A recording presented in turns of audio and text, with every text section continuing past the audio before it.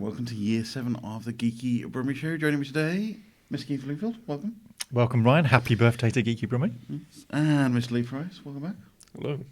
How are we both? 7 years we've been doing this now. 7. You two have been doing this 7 years. I'm not quite. I think you're 6. 2018 is. Okay. So it's 5 years for you. Okay. Half a decade. Yeah. Not too bad.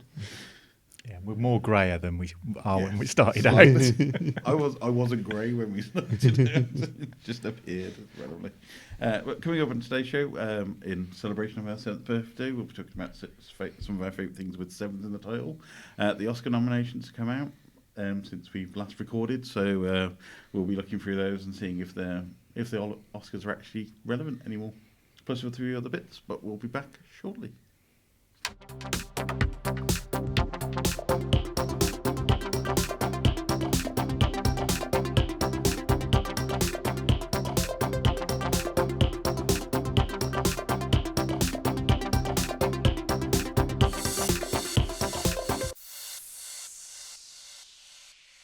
So it is the start of 2023 and it is award season, so as per usual, we get some nice stuff in the cinema we actually want to bother going and watching, which isn't MCU movie for Lee or the latest turgid. Oh no, there's still an MCU movie on at my local cinema.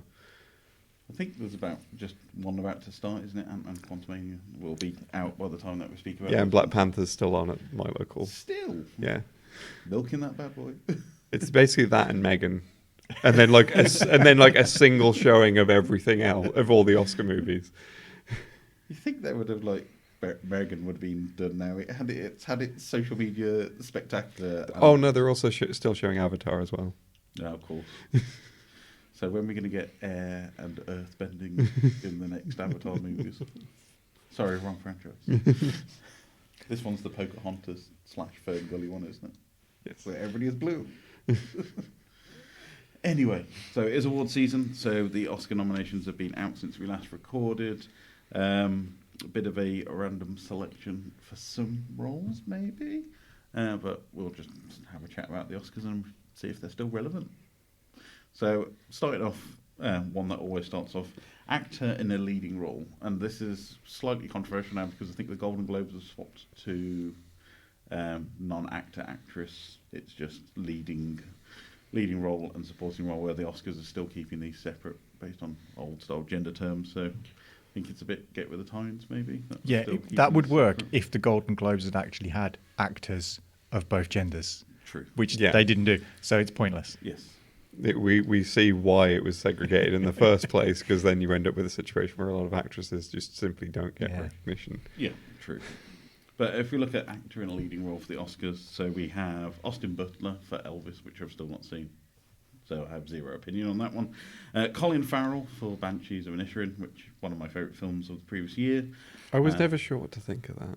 Like, I kept seeing trailers for it, and I was like, I don't know if I want to see this or not. I think going forward, it's going to be one of those In Bruges, Banshees of Inisherin double bill kind of deals, because it's a film really about nothing, which is pretty much what In Bruges is about. That's kind of what got me. I saw the trailers, we're just kind of I'm not sure. I feel like this could be good, but it also feels like it's about nothing. Yeah. So I kind of slightly disagree that it's about nothing. I think it's slightly heavily-handedly trying to make very much an allegory of like Irish how Civil two War. people who used to get on could suddenly fall out and cause serious, grievous bodily harm for no apparent reason. Yes. It's an okay movie. It's a one watch. It's like most Oscar movies. You watch it once and then that's enough. Yeah. Next one, Brendan Fraser. He's having his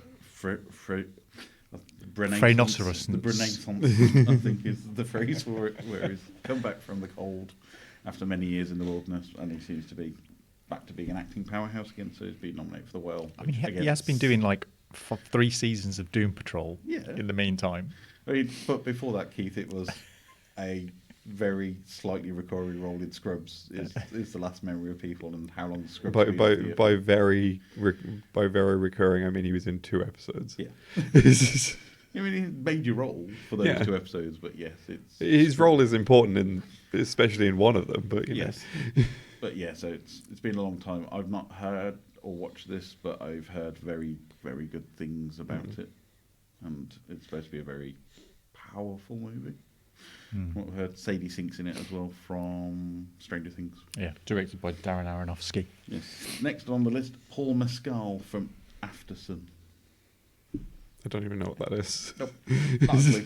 I'm You've assuming got to have the one in there that's just like the film no one's heard of. Yeah. That's just like been put on there because like the director's mates with someone at the academy. Yeah. Well, coming up in the next one after that is Bill Nighy, which everybody knows, but Living, which, again, a film I've not got around to watching. I've seen the trailer and I instantly went, yeah, no, I'm not watching this. Yeah.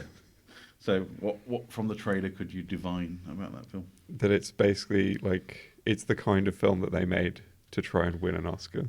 Yeah. That's basically. Oscar bait, basically. Yeah. I mean, has Bill Nighy got an Oscar? I don't think he has he? So. No, I don't think he's... He's got an Oscar in our hearts, I think. Yeah.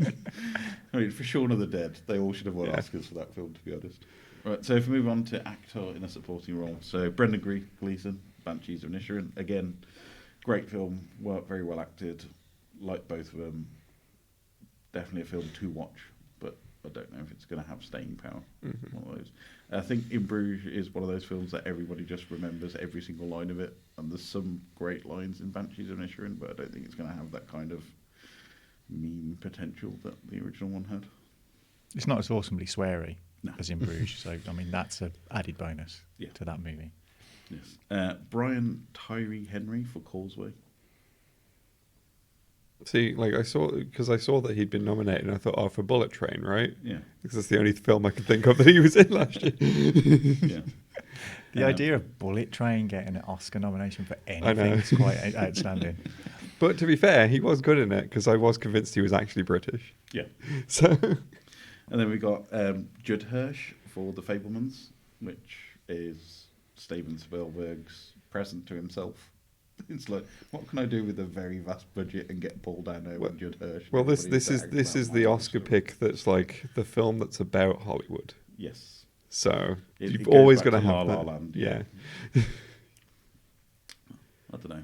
I mean, again, not seen The Fabelmans, watched it and watched the trailer and was like, well, so it's basically Steven Spielberg talking about how amazing his childhood was, but still quite dark at sometimes. I've heard it's not.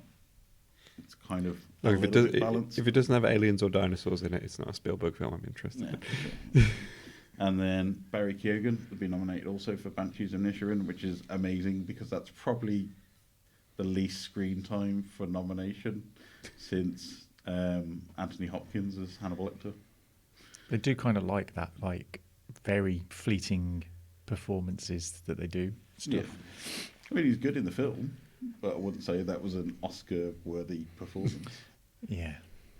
Bit weak, a little bit weak. And to round off actor in a supporting role, is Ke Kwan for Everything Everywhere All at Once, which I think is maybe the family crowd favourite nomination, and I think hopefully he gets it. I mean, what a turnaround to being in like three of the most popular 80s franchises, disappear forever, and then come back with such a great barnstorming movie. Well, this is why I'm convinced that actor and in both leading and supporting role will go to Brendan Fraser and Ke Kwan respectively, because Hollywood loves a comeback. Yeah. And that's what it is for both of them. Yeah. Although the It's got nothing to do with the actual performances. It's just like they like the idea of like, Austin Butler as a musical biopic one. They love that because when I finally got around to seeing Bohemian Rhapsody, I was like, okay, how did he win an Oscar for this? Because it wasn't the best performance I'd ever seen. And this is for a film that quite knowingly leans into the camera and winks at you about Wayne's World.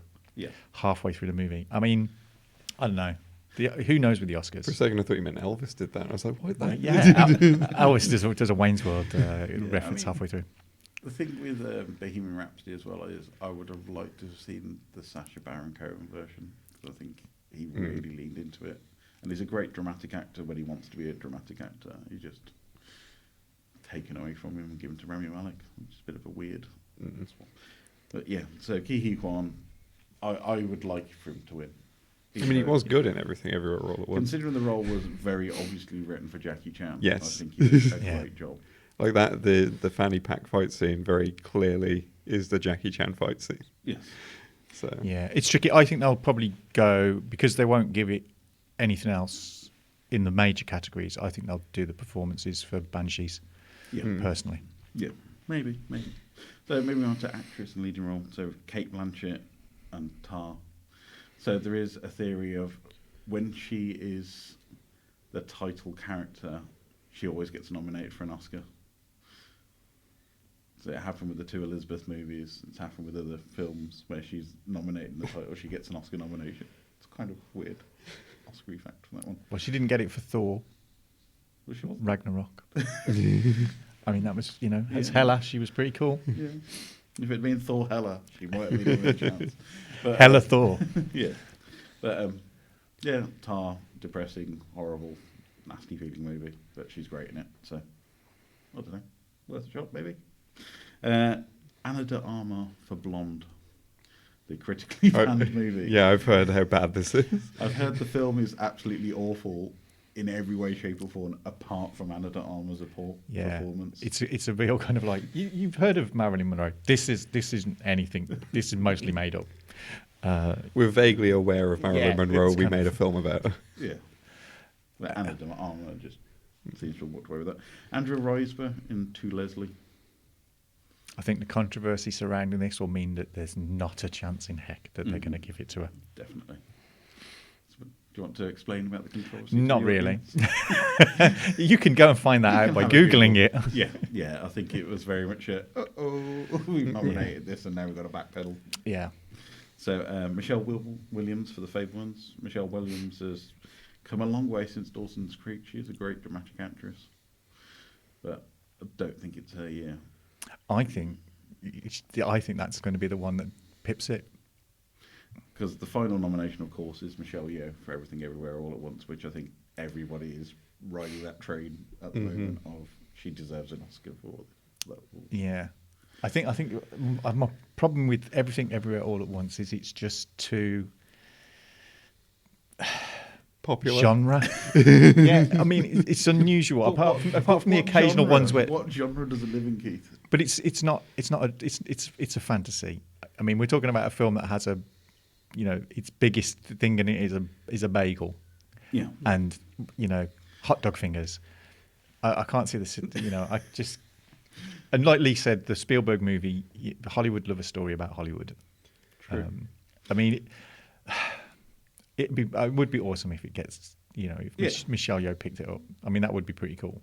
I mean, she's been in some great films, and I think she doesn't, because she's been in mainly genre movies, I don't think she probably is appreciated as much as she should have been. So moving on to actress in a supporting role, and this one, again, slightly controversial, Angela Bassett for Black Panther Wakanda Forever. Slightly controversial because I think it's the first time outside of it just being a Marvel best film or best ensemble or one of those films, it's the first time that somebody's actually been nominated for a performance in an MCU movie. Actress-wise. I mean, she was fantastic in the film. The rest of the film is pretty average at best. Also, this kind of feels like it's just we want to give a nomination to Angela Bassett. Yeah. More than anything else. It's probably She's not only so been in much. one film this year. Yeah. Yeah. I don't know. What did you think of Wakanda Forever, Keith? It was okay. I mean, it had a lot of baggage to deal with in terms of like what do you do when your star, unfortunately passes.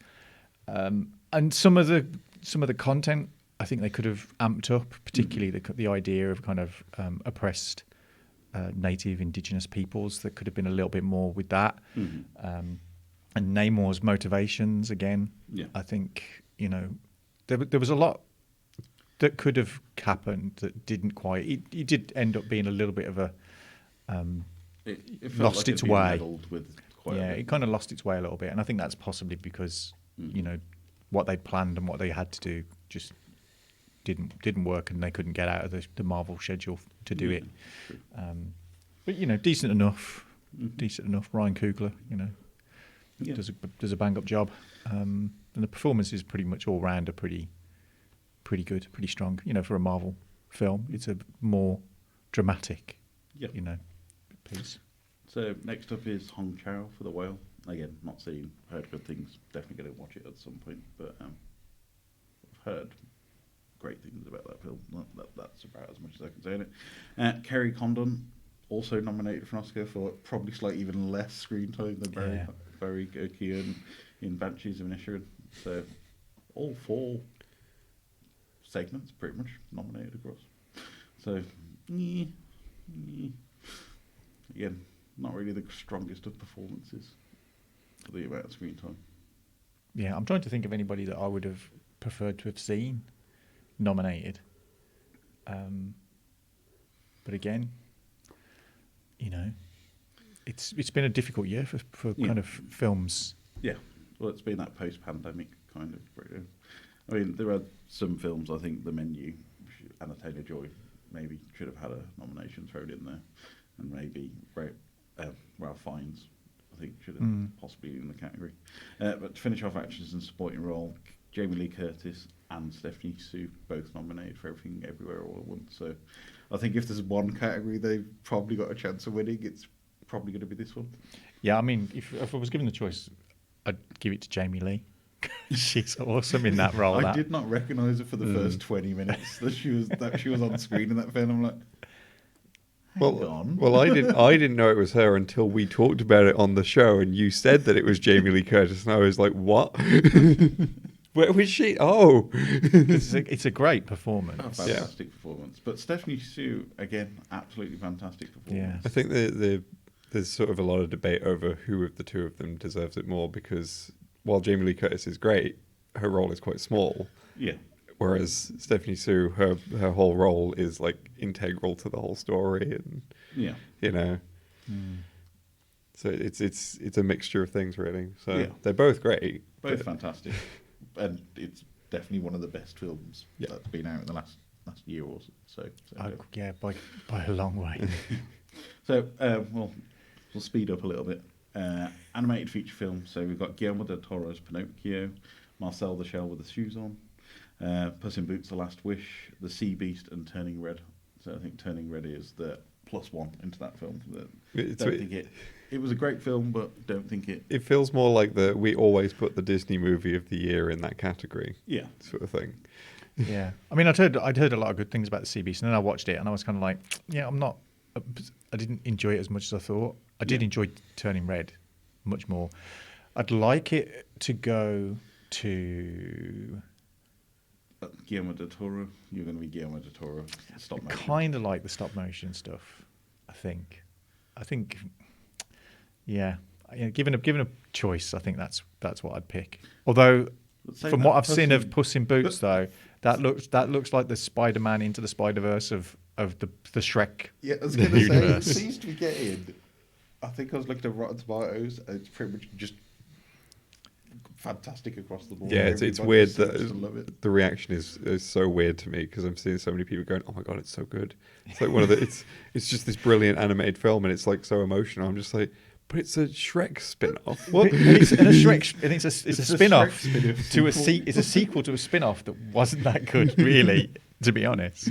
Yeah. And it's like everybody's going, "This is amazing," and I'm kind of like, I like the animation style is really cool, but given the fact that, you know, I do love a stop motion animation, I'd kind of want Pinocchio to win. Yeah, I mean, it comes to something when the Pixar movie's not even in the category, which was Lightyear this year, which kind of oh yeah.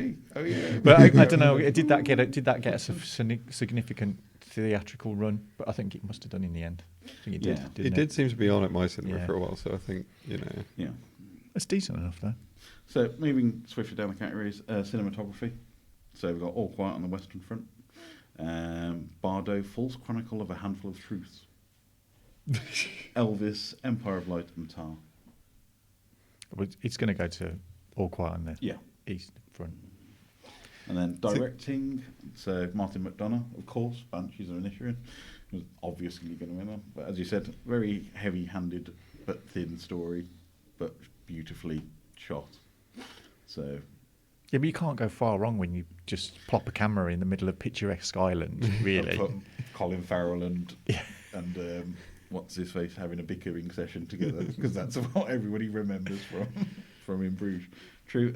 Everything Everywhere All at Once, Daniel Kwan, Daniel Shiner, Again, no surprises there. Spielberg, of course, gets a nomination for The Fabelmans because it's about Hollywood and it's about... It's against the law to not nominate Spielberg. Yes.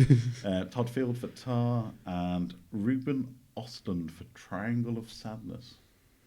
Yeah. See, I looked this up, and like weirdly, I kind of want to see that film, even though I've never seen it before. Yeah, I think it's one of those where like... So this is one of the things I was going to talk about later, is does the Academy Award highlight some films that you might have missed? Mm-mm.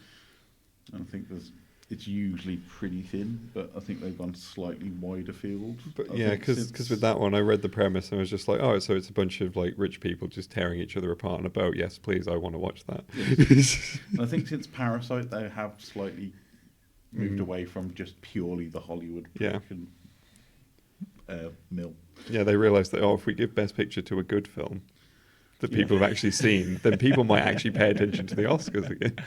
Yeah. So documentary feature film nominations, not seen any of these, so I have nowhere to comment. But All That Breathes, All the Beauty and the Bloodshed, Fire of Love, House Made of Splinters, Navalny. Again, short film, not seen any of these. Elephant Whisperer, Haul Out, How Do You Measure Your Year, The Martha Mitchell Effect, Stranger at the Gate. Yeah. Any of... No, it's really tricky to find the short form stuff Mm-hmm. in the UK. It doesn't really get shown unless it's on TV. Yeah. International feature film, All Quiet on the Western Front for Germany, which is probably going to win because it's living in that category. What gets me about that film is like the first time I heard of it was on the Oscar nominations. So I was like, but that's a really old film. Yeah. And I realised that, oh no, they've done another one. But apparently it's fantastic. Yeah. And it really does kind of... I'm sure it is if you're into that sort of thing. Yeah. But just I see war and I'm just like, yeah, okay, I've seen this movie a million times. Yeah. Other films are Argentina 1985, so I'm assuming it's about shoes. Close from Belgium, EO from Poland, and The Quiet Girl from Ireland. So I'd heard a lot of good things about EO. mm-hmm. Who knows? It'll be Yeah. All Quiet, obviously. Makeup and hairstyling, All Quiet on the Western Front. The Batman appears for the first time in this list. I mean, Zoe's hair was pretty awesome. Yeah. Black Panther, Wakanda Forever, Elvis, and The Whale. I mean, probably Elvis, I would have thought. Yeah. Mm-mm. I mean, For that. yeah, the Batman was great. I mean, I didn't recognise Colin Farrell for quite a significant thing for the that Penguin. film. But I think he was fantastic. If we move on to original score, again, All Quiet on the Western Front by Volker Bertelmann, Babylon by Justin Hurwitz, which I thought was definitely Oscar bait and seems to have picked up nothing apart from this. Because it's terrible. Yeah, But- The Banshees of Inisherin, again, for Carter Burwell, Everything Everywhere All at Once on Lux, and The Fabelmans, because it's John Williams. So he just gets an instant pass. But he could fart on the toilet, and that would be an Oscar You nomination. see, this is where it scores, particularly over recent years. I'm like, Yeah. I can't recall any of the scores for most of those movies, unless it's the kind of like, needle drop malarkey that everybody loves these days. Yeah. But I'm thinking, really? Any of those? I mean, I thought, June was the previous year, so Yeah, I was well- always going to get a nomination. But yeah, your favourite hasn't appeared in that. Thank list, which- goodness. I'm sure he's done a film with a giant horn at some point. Well, he tried to get his name into the Top Gun Maverick score, Yeah. but He tried. So go for original song. We have Applause from Tell It Like a Woman, music and lyrics by Diane Warren. Hold My Hand from Top Gun Maverick. Music and lyrics by Lady Gaga and Blood Pop. Again, not what I remember from Top Gun. The movie. Don't even remember that. Lady Gaga did a song for that. Lift Me Up from Black Panther Wakanda Forever. Music by Thames, Rihanna, Ryan Coogler and Ludwig Göransson. it's going to be Rihanna's. Yeah, lyric by Thames and Ryan Coogler. Natu Natu is the first appearance of RRR, which is one of the biggest viral hits of the year. So this is a Hollywood movie. If you've not seen it, I think it's on Netflix. It's about 3.5 hours long, and it is a visual assault for your eyes. It's nuts, but It awesome, is- awesome it as is heck. amazing. It's one of those films of this would not have been made anywhere else in the world apart from Hollywood. It is fantastic and recommended watch. Yeah, I mean, it's a Bollywood movie through and through, but you just go, this is just pretty awesome. And then the final song in that category is This Is a Life from Everything Everywhere All at Once. Music by Ryan Lott, David Byrne and Mitski. Lyrics by Ryan Lott and David Byrne. Yeah, they'll give it to Rihanna. I think it's Rihanna's year for this. I do love a bit of David Byrne, though. Yeah. And then we come to the world's largest category, so Best Picture. So they've booked up to 10 movies this year. It's been 10 for quite a while now. Yeah, they're trying to add some diversity, I think, to the mix of films in here. Well, they're going. There's some here that are quite clearly not going to win. Yes. So All Quiet on the Western Front, not going to win. Avatar: The Way of Water, not going to win. You're not going to win. That's put in there going, no, we are aware that we do nominate popular films once in a while. It's made the most money over the shortest time of any film ever. James Cameron at least gets a nod for that. Yeah. Even though it is less plot than I could write on the back of a Matchbox. So it's like the first one then. Less plot. Okay, that's impressive. I didn't know how they managed to. But I don't like what I love about Avatar is that I've seen Avatar and I couldn't tell you a single thing that happened in Avatar. Just watch Ferngully. Yeah. I put some 3D glasses on. Same experience. Banshees of Inisherin, of course. Elvis, Everything Everywhere All at Once. The Fabelmans, of course. Tar, Top Gun Maverick. Which like Top Gun Maverick. Top Gun Maverick's not going to win. Triangle of Sadness. And the last film on the list, which is Woman Talking, which I think is probably just to round up the numbers to 10. I mean, considering in our last episode I picked Top Gun Maverick as my film of the year. Purely as a blockbuster experience, there hadn't been anything like it for a long time. Yeah, I think Top Gun is going to be one of those films where it's on people's films of the year, but it's not going to win. It's a film. It's a film that you enjoy. Yeah, as you wouldn't say it was the best film ever made. And I think Women Talking's probably in there because of its subject matter. Yeah, and a lot of discussions that are going on in wider society at the moment. I think, and it's like, oh look, we can be self-reflective. Yeah, I'd like to say it was a 2-horse race between the Fabelmans and Everything Everywhere All at Once. But you've got Elvis in there and stuff like that. You've got Banshees as well. I think they do love a bit of Baz Luhrmann. We know they love a bit of Baz Luhrmann. Yeah, but again. But then again, with things like Parasite winning and Shape of Water winning, I think Everything Everywhere All at Once has more of a chance than we probably expect. Yeah. I mean, I did enjoy Elvis. I really, really liked Elvis. But there was something that when you came out of Everything Everywhere All at Once, you just went, I have seen something unique. Yeah, and I think film and you want to go back and rewatch it was that. Absolutely the best film I saw last year. And the fact that the scene I loved most was, spoilers, anybody, two rocks. inanimate rocks, or inanimate for a certain amount of time. I loved those sequences. I loved that. I loved it where it was just the words on screen. Yeah, because it was just dead silent in the cinema. So you had all that noise, and then it's just dead silent in that room. Now we've described what we like about it. It won't win. Yeah. It won't win because it's just too unusual, and it's not a film that. But again, we've got stuff like Shape of Water winning. We've got stuff like Parasite would you winning. have said Parasite would have won 10 years ago? Exactly. True.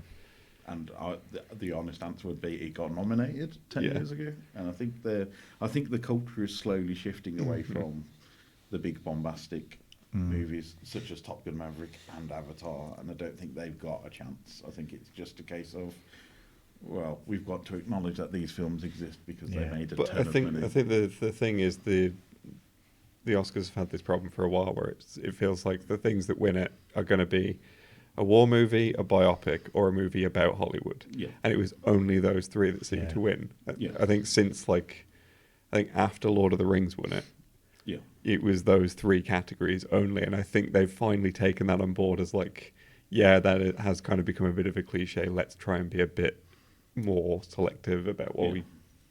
I think Tar's probably got an outside chance, actually. Yeah, I think if we rattle through the last few, we'll skip production design because... like those sorts of categories where you're just like, well, I mean, it was good. I guess. Even the Oscars don't care because they go, here are the technical categories that were announced 3 hours earlier in another room in a different city. It's the equivalent of the Game Awards esports categories. Best special effects. So we go short film animated. So we have The Boy, the Mole, The Fox and the Horse. Probably most likely want to win it. Flying Sailor, Ice Merchants, My Year of Dicks, I remember seeing that on the list and being like, what? And, I want that to win anyway, regardless of I what would it love really that is. to win. I want the next one to win just for the title, which is An Ostrich Told Me the World is Fake and I Think I Believe It. Oh, man, those last two are like, yes. Yeah, those last two like should win it in a just world, but this is not a just world. So, short film live action, we have An Irish Goodbye, Ivalu, La Pupille, Night Ride, and The Red Suitcase. So again, this is where the international stuff usually appears, apart from Best International. Yeah, I think it would be nice if they put these things out on TV or streaming, so you could see some of these short film type stuff. Because it's really hard to see any unless you go short to a film festival, or maybe the Electric or the Mockingbird, and you're looking at your independent cinemas, you're going to struggle a little bit. Yeah. So sound, we have All Quiet on the Western Front. Yeah, but it was all quiet though. The joke was right there. I had to take. Avatar: The Way of Water, The Batman, which I think did have fantastic sound design, to be honest. Elvis and Top Gun Maverick. You see, this is where I thought this category was cobblers, because the film this year that I thought had the best sound design was Nope by a country mile. Yes. That film's sound was incredible, and the fact that it's not got nominated is unbelievable. Well, I was going to come on to films that we think should have been in the list and have nothing. Which Yeah, I Nope think is because quite like I significantly don't tend to missing pay from much the- attention to sound design. Yeah. But when I was in the cinema watching Nope, I was No- very much paying attention to that Nope's sound was design. just phenomenal. Really, you just went, this is doing something interesting Most here. of the film is purely sound based because the visual effects don't match anywhere near the sound. Yeah. So talking of visual effects, All Quiet on the Western Front, Avatar: The Way of Water, The Batman, Black Panther: Wakanda Forever, and Top Gun Maverick. They'll give it to. I think Top Gun deserves it, maybe because Isn't like Avatar's visual design just blue yes, and nothing else? just the hue slide out. I think they'll give it to Avatar just because of the water because of effects. what it is. It's the Cameron's advancement in visual technology. It'll be great when we see all that tech turn up in games in about 5 years' time. So writing, adapted screenplay, All Quiet on the Western Front. Appearing quite a few bits in these other categories. Glass Onion, A Knives Out Mystery. Living, Kazuya Ishiguro, of course. Top Gun Maverick, and Women Talking. Some of these are weird. Like, two of them don't feel like they're actually adapted screenplays. Glass Onion and Top Gun. Glass Onion and Top Gun. Like, are they just there because they're sequels and that's somehow an adaptation now? Yeah. And then writing for original screenplay, we have last category: Banshees of Inisherin, Martin McDonagh. Everything Everywhere All at Once, Daniel Kwan, Daniel Schreiber.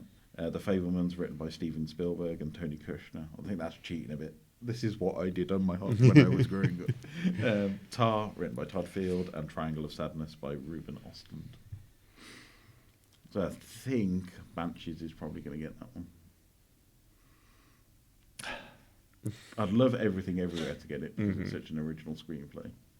It is the most original screenplay out of all. It is, yeah. Yeah. I think I'd like Everything or Everywhere All at Once to win whatever category it's nominated in. Yeah. Just because it was a phenomenal piece of filmmaking. Oh, that just kind of like, yeah. You know, I mean, it how came, do you put that came up. script together, to be honest. Yeah. How do you even think about that? Because we look at his previous stuff like Swiss Army Man again. I swear, man, if you've not seen Swiss Army Man, you should see it because it's brilliant. And it's Daniel Radcliffe at his absolute best. Yes. I need to And I see love more that of movie. just Daniel Radcliffe being in his weird post-Harry Potter yeah. movies generally.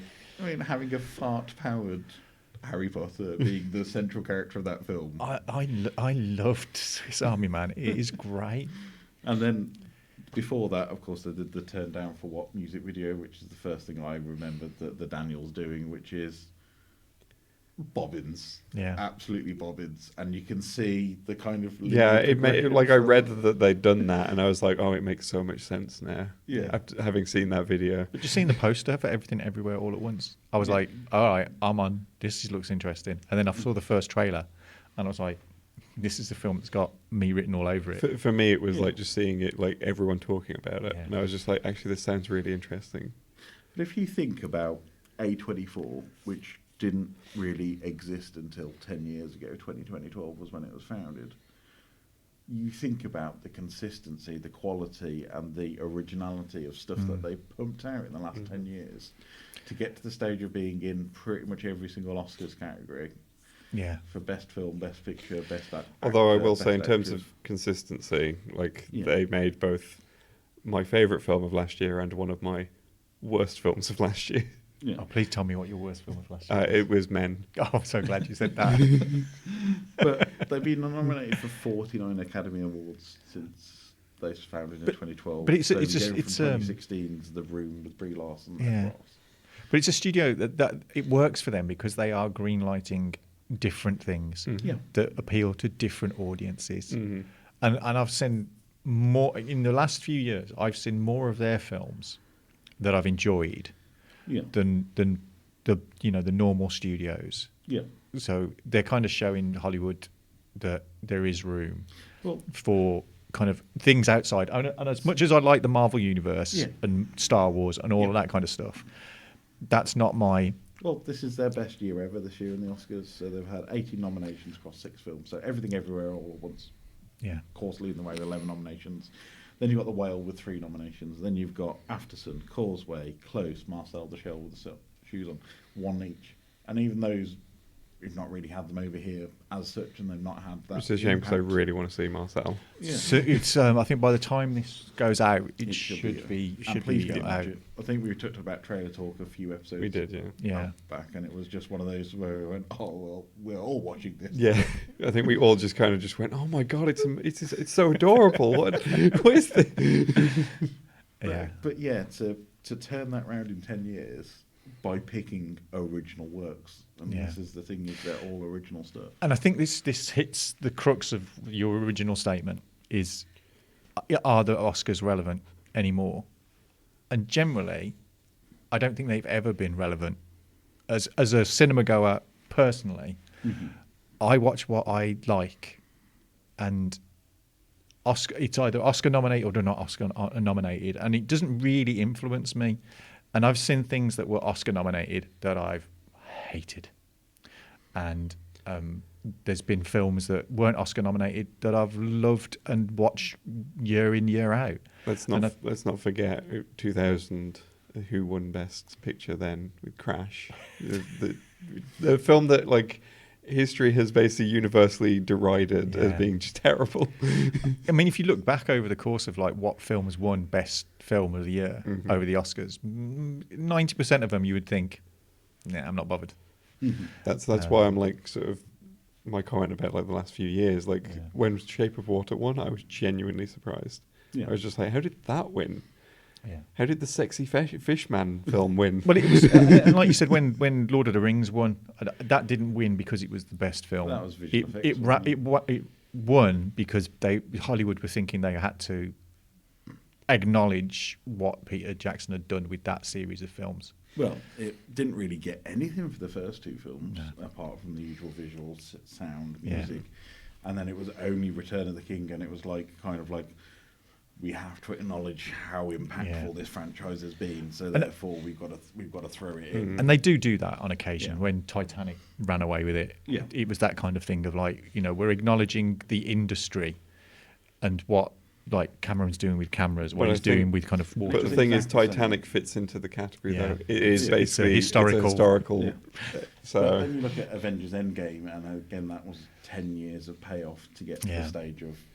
Again, I know they're not your favourite films, Lee, but you got to look at the impact of the MCU on the cinema industry, and they pretty much, for quite a long time, steamrolled the entire industry to the state of people still going back to the cinema. I think if you're not a big cinema goer and you don't really know what to watch, the Oscars is a good kick-off point for you to kind of get a feel for what you might like. But there are dozens and dozens of films that get released all the time that often don't even see the inside of a UK cinema. So I think watch what you like, love what you like. Don't apologise for it. I mean, out of like a lot of my favourite films of last year, only one of them has been nominated for any Oscars, and that's Everything Everywhere All at Once. But stuff like Bullet Train and the Nick Cage movie, whose name I forget because I just keep calling it the Nick Cage movie. The unbearable weight of massive talent. talent. Yeah. I am Nick Cage. It's like, yeah, Nicolas Cage plays Nick Cage.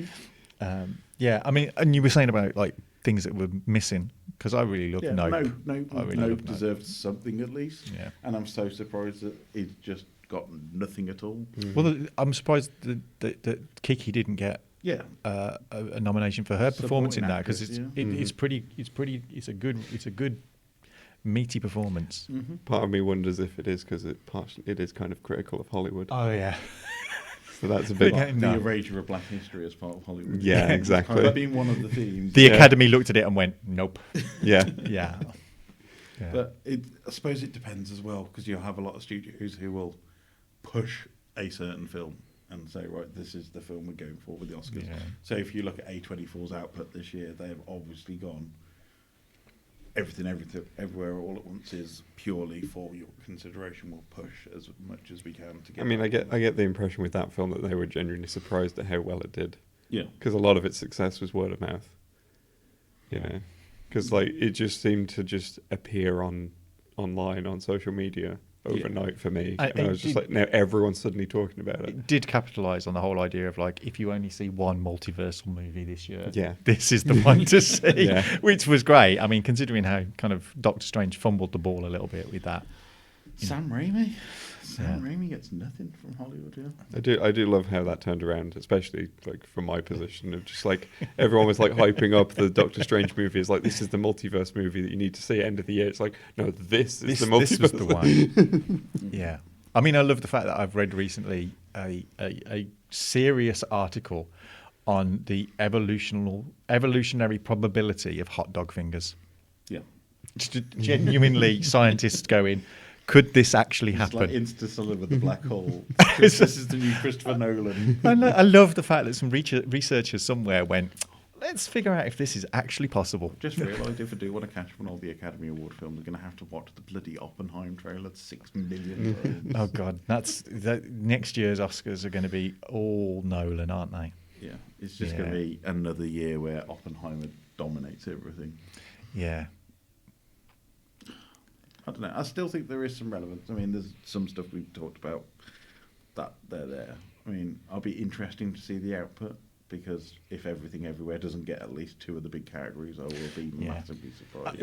I mean, I know that like over the next few years, I will rewatch Elvis, Everything Everywhere All at Once, Nope, Top Gun, a few of the films that I'll watch, and I probably won't watch some of them more than once. Yeah. Banshees I probably won't revisit. I think I said maybe as a double header within Bruges, but maybe watching Bruges afterwards. Cause you'd watch in Bruges second, yeah. Just to get a bit lighter tone towards the end there, yeah. Chucking things at your door. Yeah. Yeah. Yeah. But I love the ending of, to be honest, slightly spoilers, the ending of the film where it goes anytime is quite just a nice little, there's something still there. Mm. But I mean, when you think about it, it's those performances. It's the Colin Farrell and the Brendan Gleeson that sell that movie. Yeah, without a doubt. Yeah, that was the thing because, like, obviously, not sure about seeing it or not, but I can already tell from the trailer the performances are great. Yeah. Oh, just from the trailer. Performance is fantastic. Very heavy-handed on the allegory, maybe, and yeah. Yeah, if overall, it just for a heavy plot movie. It just feels too slight at the end. Yeah, really, but it's worth a watch. Definitely. I'm sure we'll discuss when the awards come out and Top Gun Maverick wins everything and Keith comes in beaming. Honest to God, if Top Gun Maverick wins anything outside of the technical awards, I'll be amazed. Something else hitting its 7th birthday this year is the Nintendo Switch console. Originally came out in October 2016, many, many moons ago. March 2017. It was unveiled in October 2016. Yeah, it was revealed in Yes. October 2016. So it is 7 Sounds years saucy. old. Yeah. March 2017 sale, but yes, it has existed in its final form. So it was the NX before that, I think, when it was in development. So it was unveiled back in October 2016. We had a long discussion about it at the time of launch, I think, many moons Yeah, we ago. went to one of the kind of demo Yes, in Digworth. things that they did where they were showing off the, Mm-hmm. bizarrely, the abilities of the Joy-Con, which seems to be the only time I remember any of the abilities of the Joy-Con actually being utilised. So if you think back many moons ago, so it was the first hybrid console, is how they named it. So it was the culmination of the DS line of consoles and the Wii and the Wii U morphing into something that kind of brought those two lineages together. And it's on course to be the greatest selling console of all time, because it's still in production, still going. It's got a while before it gets there, because currently it's sitting on Yeah. 122 million units, and the top two, because it's currently the third best-selling console of all time. The DS is on 154 million, and the PS2 is 155. So there's still a good 30 million that it needs to get to just to catch up to the DS. Mm-hmm. But I mean, it's doing pretty well. I could see it Yeah. getting up there potentially, but Well, it's strictly speaking, it's an 8th generation console, so it was put out to compete directly with the PlayStation 4 and Yep. the Xbox One Yep. and One X back in the day.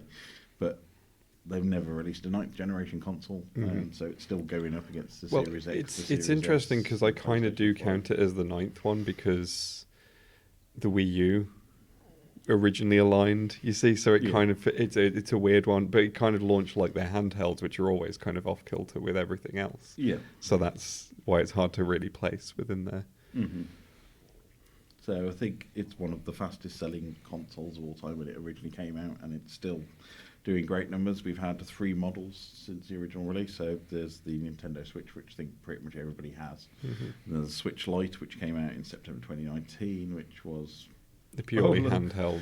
yes, we can't take the Joy-Cons off. Yeah. Which seems insane when you think about it, and you Yep. can't plug it into your telly. And then there's the Switch OLED model, which came out 2021, which I love after all the speculation of like, oh, they're going to release a Pro Switch model, Pro, yeah. and then Nintendo were like, here's one with a slightly nicer screen. Basically. And that was it. And I laughed so much when that was revealed. this is the thing It was from- such a Nintendo move. Yeah, from the internal tech on it, so it uses the NVIDIA Tegra X1 chip. So I had a Tegra X1 tablet, and I think it was about 2015, 2016. And the internal tech is not actually that powerful at all. And it's still, I think it was the first models at, I think it's 8 gig of RAM or 4 gig of RAM maybe. Can't remember. It's not a very powerful beast at all. And considering how much technology has changed since the initial development in 2016 and unveiling to now, it's just mind-blowing to say that it's still running, still... What I love about its success, though, is it proves the point that power never sells consoles. Yeah. Because there's like the best-selling console of a generation has never been the most powerful. No. It's never happened. And that's the other weird thing is, even when they did release the OLED model, it's slightly more powerful. I think it's the X1 Plus chip in that version, but it's still nowhere near comparable to even the Xbox One X and the PlayStation 4 when it was at release. It was underpowered then. And does it suffer from that? Clearly not, if it's the third best-selling console of all time. And the thing I have to say about it is that like it's got a lot of support. It's got a lot of third-party support, particularly from Japanese publishers. Indie developers love making games for it, and I think if it was too underpowered, it would not get that level of support. Like, there's definitely you can tell that they've kind of split product lines. If you take, for instance, Square Enix, who are releasing an awful lot of stuff on the Switch, they're releasing stuff like Octopath Traveler, and sort of smaller scale, sort of old school RPGs, which isn't like fitting in with like their Final Fantasy 16 or Forspoken type stuff, which is obviously the big AAA stuff, which is on the other systems.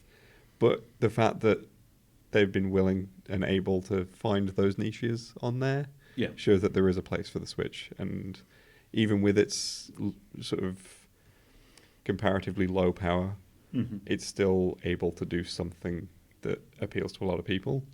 So, yeah, I mean, it's quite interesting to me to see how much crossover you get from Android games, Play Store and stuff like that. You'll see a lot of Android stuff is either Android, iOS, and Nintendo Switch, and it gives people access to a home gaming platform that you wouldn't get on maybe the Xbox or the PlayStation 5. You'll find a lot of good indie games and a lot of cheap indie games where you're willing to throw £1 80p to and at least try. I think that sort of like the sort of hybrid nature of the console works really well for indies as well, particularly if you've got like smaller scale indie games. You can play them on the move, and it's like games that you can just kind of pick up and play are ideal for like a system that you can play on the move, play on the train and stuff like that. It works really well for them, so they've made a home for themselves there, and arguably better than something like the Steam Deck, which I think, while it's a good system, the impression I get is that it's a lot more complex system than the Switch. The Switch is a lot more sort of pick up and play, and I think that's kind of, again, a big part of the appeal comes from that. Yeah, so as a Steam Deck owner, the battery life on it is woeful. But that's to be expected because of the internals on it. And it's much heavier, it's much chunkier, it's much more hardware driven. But you'll get games on there that you would never ever find on Nintendo, which is kind of Valve's own interpretation of the Switch basically, and you can kind of see that lineage of what if the Switch but for PC games is kind of the. But it is very much marketed at like the PC gaming audience. It is very much like the fact that you can kind of customize so much of it and install so much stuff on it. Well, for example, at the moment I'm playing through Yakuza 0 on my Steam Deck because A, it's not overly taxing, so you're not going to run the battery down, but B, it gives me a chance to play a game that I would never normally have time to sit down and spend time at a PC playing. And it's good fun, it's a great fun game, and it's one of those that you can play in short bursts, or you can play as long as you want, and if you're plugged in, you're okay to stay there. But I mean, going back to the Switch, I mean, if we think about the longevity of some of the games on there as well, so we've got Tears of the Kingdom. Of course, Nintendo Direct come out, and that was a big announcement, and that's the third Zelda game we're having on the Switch. Yeah, it would be the second fully original one, but it is the third sort of major Zelda release. Yeah. If we don't count Skyward Sword as well, because obviously that's just a port from the Wii. But it's usually, because they usually put the Zelda games at the start and the end of a console's life, which I found quite interesting. They're obviously just going to keep pumping out Switches until every single person in the world has one. Yeah, as long as it's still selling, they're not going to move on to Switch 2. And I think people need to start accepting that, rather than at the start of every single year I see like, oh yeah, this is the year when Nintendo are going to reveal the next system. Their lineup's looking kind of sparse this year. So, but every year I see this comment, and then February the Direct comes in and goes, no, here's the full lineup of the Switch for the rest of the year. And we're just carrying on with it. And it's like, cool, could you stop speculating that at the start of every single year, please? But even if you think about the games as well, I mean, the longevity of the games, if you look at Mario Kart 8, which is in its third season pass running now. I think so, yeah. And you think that game is still being charged at full price, I think, almost a decade after release. Is it still the best-selling game on the system? I think, possibly. From what I saw, it's still up there. But I think that's the other sort of strength of it.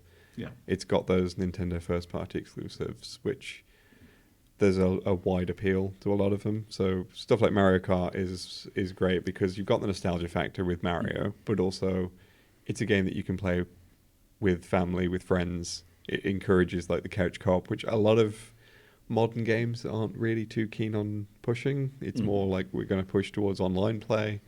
The Switch with stuff like Mario Kart and with Smash Brothers is very much like you can gather in one place and play stuff, and I think that's playing to its strength as well. And it gives it that kind of unique identity that perhaps PS5 and Xbox Series X don't really have. If you put them next to each other, they kind of blur together, apart from like, obviously one of them's got Halo, one of them's got God of War. Yeah. And that's like really the only distinction. Yeah, and I think looking at there's nearly 4,500 games available for the Switch, which is going back to like PS2 level era of having that level of choice on the gaming system. But even then, if you look at some of the possible alternative angles they've been taking with the console, so you look at the Mario Kart AR game they did, can't remember the Nintendo Labo, the cardboard stuff. Yep. So they have tried to innovate a little bit. Well, they've tried to keep some of that weird Nintendo. That's what I find interesting about it as well, is that they have done a really good. It's probably the first time in a while that they've actually managed to sort of appeal to multiple different audiences at once. Because the Wii was very good at bringing on people who don't play a lot of games, stuff like Wii Sports and Wii Fit and things like that.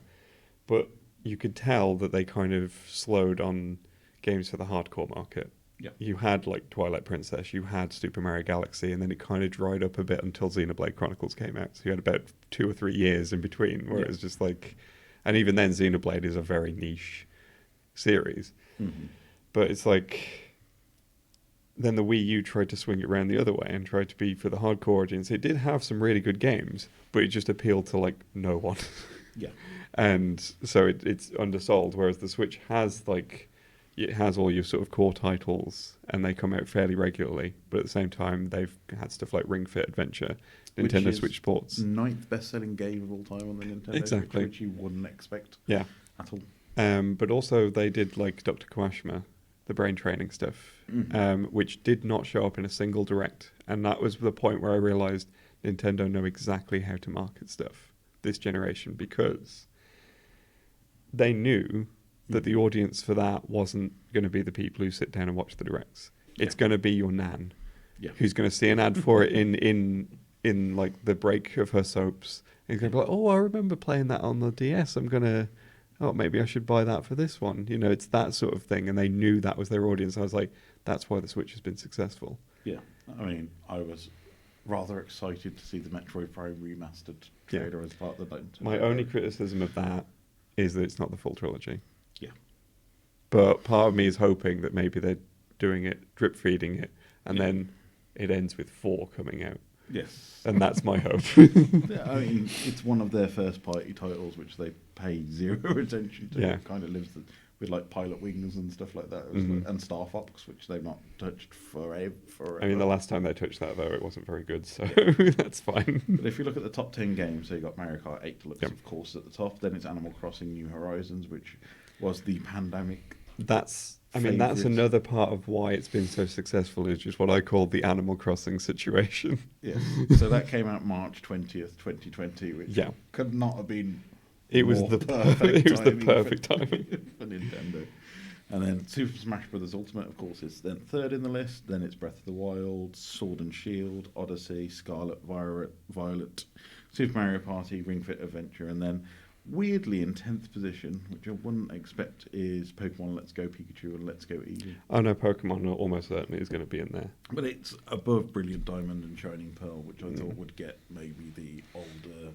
But I think if you think of it that way, there's more nostalgia for Gen 1, which Let's Go Pikachu and Eevee is closer to than Gen 4, which is Diamond and Pearl. And wasn't peripheral like work with Pokemon Go as well? Yeah. So I imagine that had a big. But I think impact. Let's Go had that sort of crossover with Pokemon Go. Yeah. So that's probably a big part of what helped it there. And then if you look at the rest of the top 20 list, Brilliant Diamond, Shining Pearl, Super Mario Bros. U Deluxe, Splatoon 2, Luigi's Mansion 3, Super Mario 3D World, Bowser's Fury, Splatoon 3, Party Superstars, Mario 3D All Stars, which is really good considering that was only out for a year. Yeah. And then Nintendo Switch Sports to finish the game. Just want to double check. With Smash Bros. Ultimate, I know it's one of the best-selling fighting games of all time. Mm-hmm. It's the best-selling fighting game of all time. It managed to beat Street Fighter 2. 30.44 million sales, I think, as of the December numbers. Yeah, because I'm pretty sure that Street Fighter 2 was like the record holder for the longest time, because there's like a million versions of it, and it's Street Fighter 2. Everyone knows it. So, what do we think's next? Are they just going to keep milking this cow for another 3 or 4 years? I think they're going to keep going with it for a bit. They've probably got some plans for a follow-up system at some point, but I think as long as it's still selling as well as it is, it would be business suicide to do it. Well, I because think it would split the market, and I think it's seen as kind of the additional console for a lot of people. Is it you'll have a PlayStation 5 and a Switch, or you'll have an Xbox Series S or X and a Switch, because it's kind of that console of somebody else is playing a game on the other game, PC or console. So I'll Switch, done. I'll go and play it somewhere else. And it's perfect distraction for kids, maybe. If you want to watch something on TV or trying to watch a film, here's the console, go and keep yourself quiet. It is, and again, I think that's another factor in its success, is it's the ideal console for families and kids. Because, like, you put especially if you just see the advertising as a parent and you don't know anything about games, you see, like, you know, the Xbox is promoting its how powerful it is, and oh look, we've got first person shooters on it, and then PS5 is like, here's God of War Ragnarok with Kratos ripping people apart, and then you're just like, here's the Switch with Mario and it's where Nintendo have managed to do a good thing, is because when games consoles started, they were for kids. Quite clearly, from the NES onwards, game consoles were for children. Without a shadow of a doubt. What's happened is over the course of time, the Sonys and the Xboxes have gone, consoles are for adults, and their content is geared towards the over 18s. And what Nintendo have done, have gone, games are for everybody, and so we're going to market to everybody. And that's why they've had their success. And where Xbox and Sony are chasing the adult market, who are driven by this idea of more power, faster, harder, quicker, longer, whatever it is. Kids are like, I just want to play a good game. I don't really care what the console is. And I think that's where Nintendo have just gone, we're just going to continue to make great games. But this is where I see, like, you can see, like, all three companies where they came from in how they approach games, because, like, you've got Microsoft, who are a software company who want you to invest in Game Pass and things like that. You've got Sony, who are pushing, like, high fidelity stuff so that you'll buy the Sony TV to plug it into and hook it up to a Sony sound system. Have it in 4K, 100. And Nintendo were a toy company for the longest time, and you can see that in their games. They're pushing, like, playfulness and that sort of thing, and again aiming at families and kids and stuff like that. And I think it's given them that unique identity compared to the other two. I mean, and you have the activity element to it, so even the Zelda games, you can still flail your controller around like an idiot if you want to do that for your sword swinging. So there's always been that kind of interactiveness with the Nintendo console, and saw that in the 3DS with the way that they designed that. You had the DS with the stylus, even going back to stuff like the VR Boy back in the day, and those kind of maybe missteps. Super Scope back in the day. Yeah, I mean, the NES had the Zapper and the Rob. Power Glove. Then the Power Glove. I forgot about the Power Glove. I do love the Power Glove. It is so bad. But there's always been that kind of, let's experiment a little bit. And I think that's probably part of the success. But if you went through that best-selling video Switch list, I think every single one was a first-party title though. Yeah. So it must be just printing money like the old DS used to. Yeah. And as well, like, they've been very good at getting games out frequently. Because as one of the 4 Wii U owners in the world, I definitely remember a period of time where, like, there was nothing coming out for it at all, and that drought was a real problem for it. Even, like, early on, it still had a bit of a drought, and I think the Switch seems to have something. Every a month and a half goes by, there's another first-party title that they've released. Yeah. And it just, even already this year, they've got Fire Emblem, and then Zelda's coming out soon. And then after that, you've got Pikmin. And so we already know that they're going to kind of carry that on this year. Well, I'm just going through the list, and to get to the first thing that Nintendo is not directly involved in as a first-party releaser or publisher is Minecraft, 3.5 million sales. And then there's a Japanese board game called Momotaro Densetsu, which I assume is only released in Japan. Yes. And then you go next to, and then it's Paper Mario. Yeah. And then Among Us. And then it's again Nintendo. So, as you said, getting that constant release schedule. And I think making it a hybrid has contributed to that too, because they're not splitting the pipeline. No. Because I think that was part of the problem with the Wii U, was that everything was being made for the 3DS. Yeah. And then sometimes you'd have a drought in the 3DS with the Wii U would get a few more games. Yeah. And you'd see that happen, whereas because everything's on one, you're not splitting the audience. Yeah. I mean, we're all Switch owners, so we can't really say much Yeah. about not contributing to the success of Yeah. it. But to me, it is kind of the B-tier console, but there's nothing wrong in being that. Yeah. It's carved out its niche, and it's quite happy with its niche. Yes. I think that's why it's done as well as it has. Yeah, it does what it does, and it does it extremely well. Yep. Long live the Switch. Number 7's a very popular number. Probably only number 3 is more popular than number 7. So we thought we'd look at the power of the number 7 and how it's affected media and pick out some of our favourite examples. So if you think about number 7, so one of the greatest films probably ever known, Seven Samurai, Magnificent Seven. I wasn't sure if you were going to bring up which of those two you were going to bring up, but they are effectively the same film, though. Yes. So Then you got Seven Deadly Sins, and Seven, the movie of David Fincher's most renowned work. 7-Year Itch. Yep, 7 Year Itch, Seven Heavenly Virtues, which comes quite a lot. 7 Mysteries, 7 Great Works, and those kind of things. And there's always Seven the Rule Brides of for Seven Brothers. Yeah, Rule of Seven, which always uses a plot device. Lucky number 7 is quite a lucky number. So yeah, probably only 3 and maybe 13 are as well renowned. So we thought we'd pick out some of our favourite 7s. So Keith, what's your favourite 7? Okay. So I went around the houses trying to think of my favourite 7. And in the end, I picked one that I think had quite an interesting cultural impact in the UK at the time. So we're going back to the 1970s. Wow. I think I know where you're going. Going back to this. And so this is a TV series that started on the BBC, was created by the guy behind the Daleks. And it was Terry Nation's Blake's 7. Yep. Which I was obsessed with as a kid because it was just so unlike Doctor Who at the time, with this cast of like thieves and villains and renegades and stuff, and I was completely blown away by it. I loved the ship design that they had, the Liberator. They eventually had a die-cast model of it, which I never got hold of, which is a shame. But the whole thing was really good. You know, obviously it was BBC budgets, and it was kind of, you know, a bit rickety in places, but some dodgy special effects. But the story writing was really impressive. You know, they tackled quite important and interesting themes around, you know, governments and corruption and all the rest of it.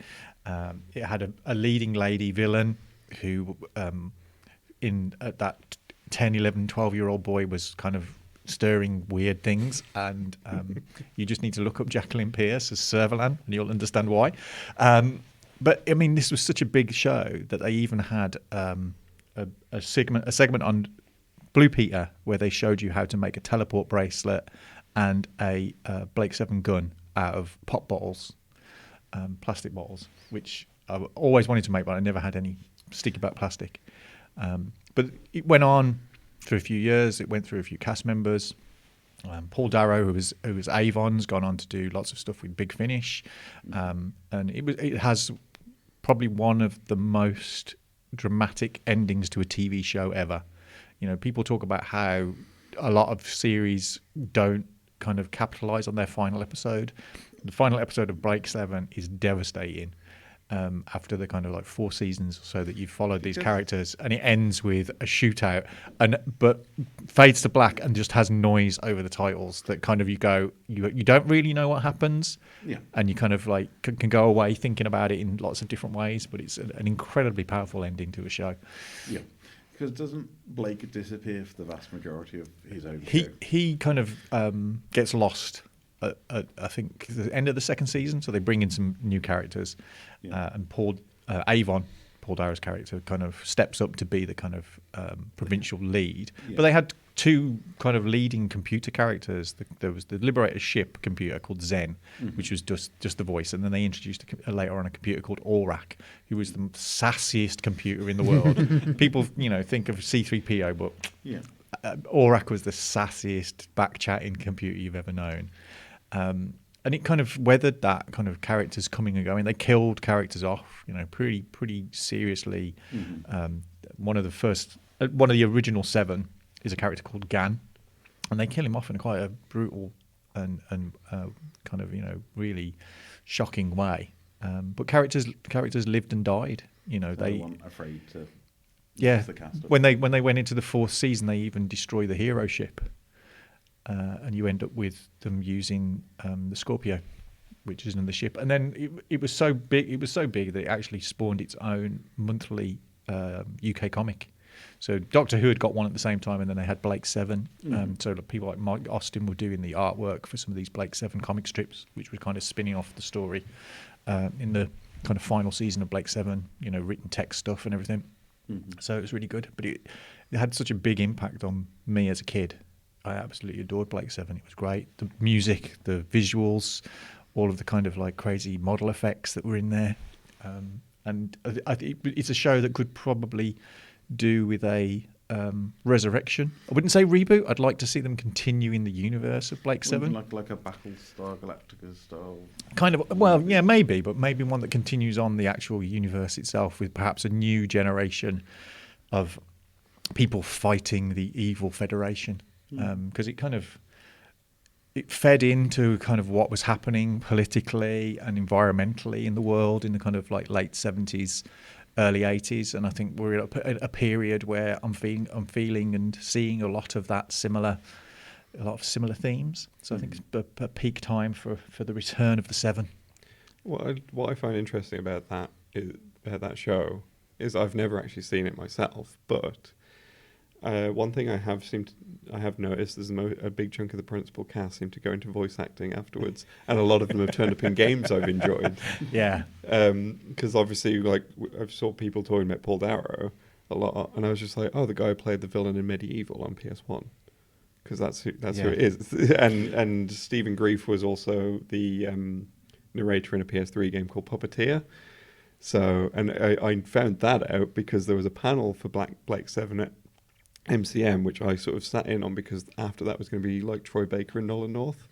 And I was like, I know this guy's voice. This guy was in Puppeteer. And then it was just like, but it's a Blake 7 panel. Okay, well, I guess that's what he's famous for. Yeah. And it's one of those shows that I skipped over as a child because BBC Two didn't re-show it. Because for some reason they used to have this roughly around 5-6 p.m. every day, weekday on BBC Two. There'd be like a sci-fi half hour or an hour, which one of my favourite things was growing up as a kid, and it was bonding time with me and Dad because he worked quite long shifts, and it was the only real time that we ever spent watching TV together.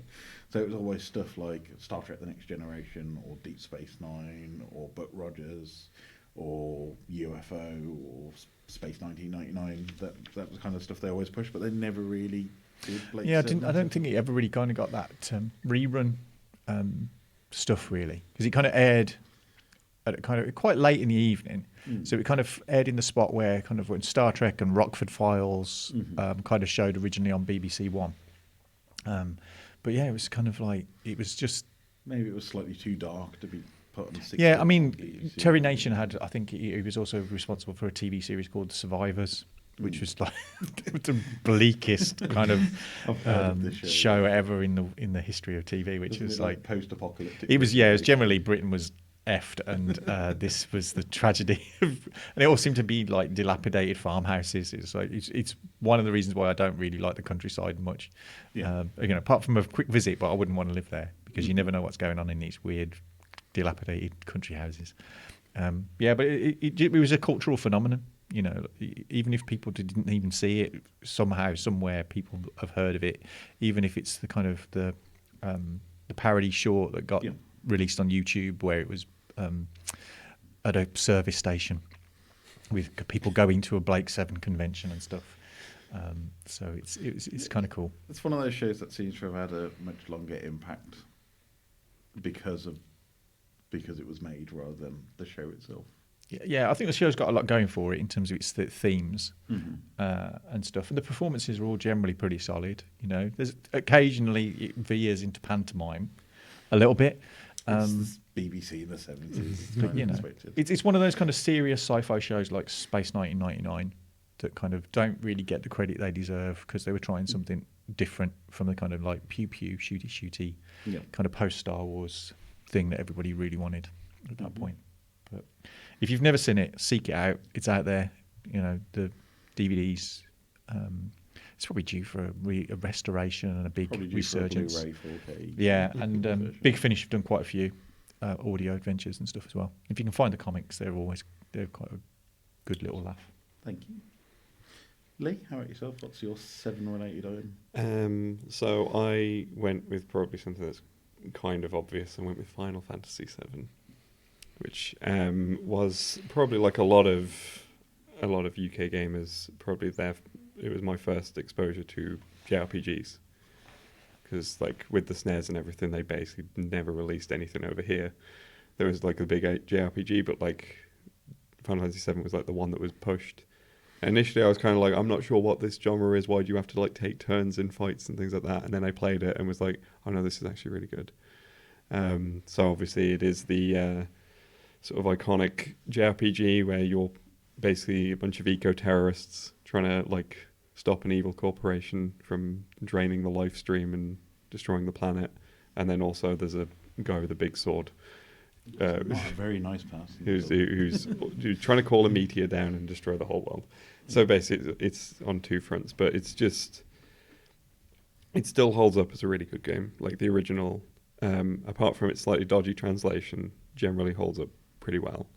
Because it just has this sort of really big, sprawling, epic story where you're starting out in this city, and then it opens out into this massive world where you've got all these different places, and you can see all these different cultures, you know, and the impact that this major corporation has on the world with, you know, installing all these reactors everywhere and draining so much of the planet's life, you know, and then you sort of see the contrast in places like Cosmo Canyon and in like the sort of island place that you've got later on in the story that ends up getting destroyed by sort of just the way that the planet's reacting to all of this. And I think it's a story that kind of especially holds up with a lot of the discussion around climate change and things like that. So it's also just got such a colourful cast of characters. You've got obviously, you know, characters like Cloud, Tifa, Barrett, and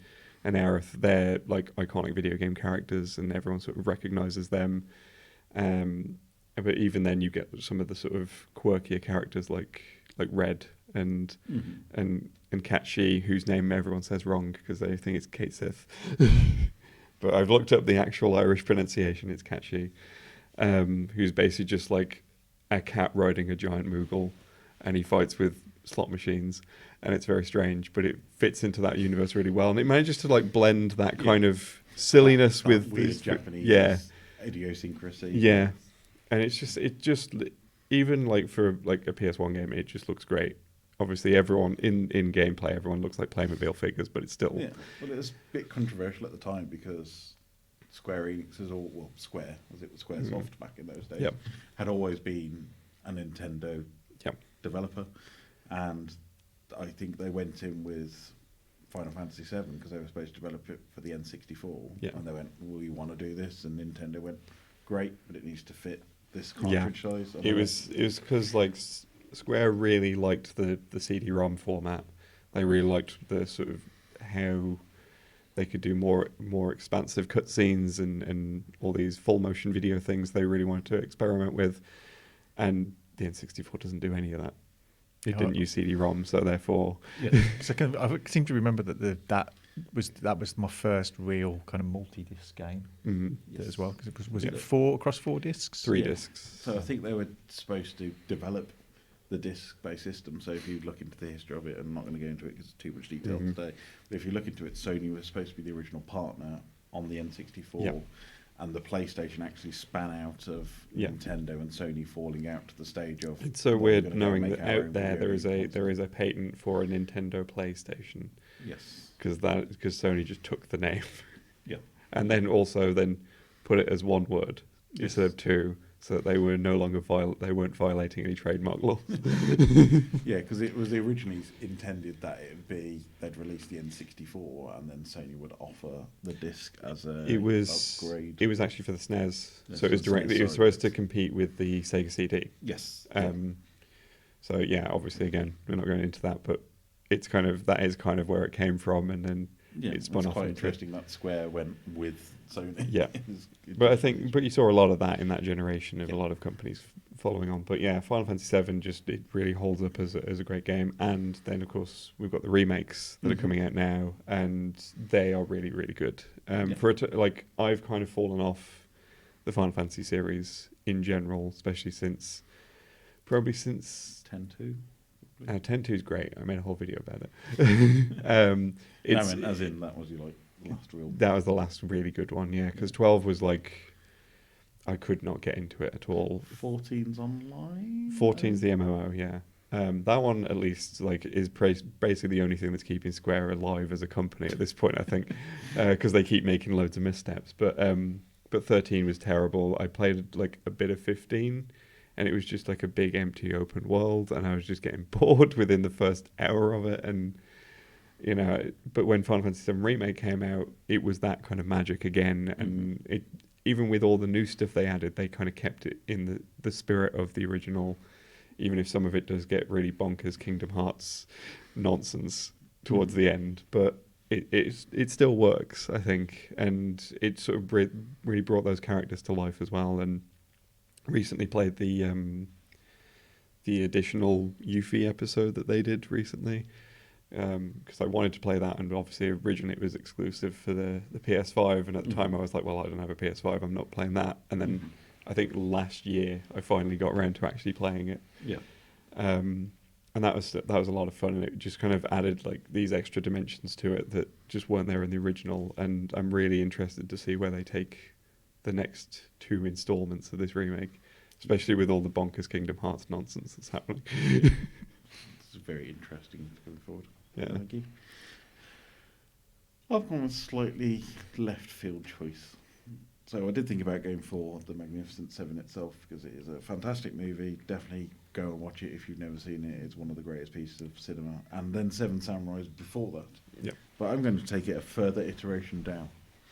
And I'm going to put some funky, terrible 80s sci-fi into it. Keith, you've gone Battle Beyond the Stars, haven't you? Battle Beyond the Stars. Yeah. Because it's one of my favourite films when I was growing up as a kid, because my nan used to put it on all the time. She had it on a VHS player, so it was... I saw it in the cinema. Yeah, it's a greatly awful film. It's not awful. It's not awful. It comes out of the Roger Corman studio. Yes. So it came out of New World Pictures, which was Roger Corman's film, and it was purely to cash in on Star Wars mania at the time. So in the late 70s, early 80s, so much science fantasy and science fiction got created because everybody was trying to cash in on Star Wars being the new genre. So this was kind of, let's take the plot of Magnificent Seven and throw it in space and put a few spaceships together and some low-budget effects. But actually, the cast is fantastic.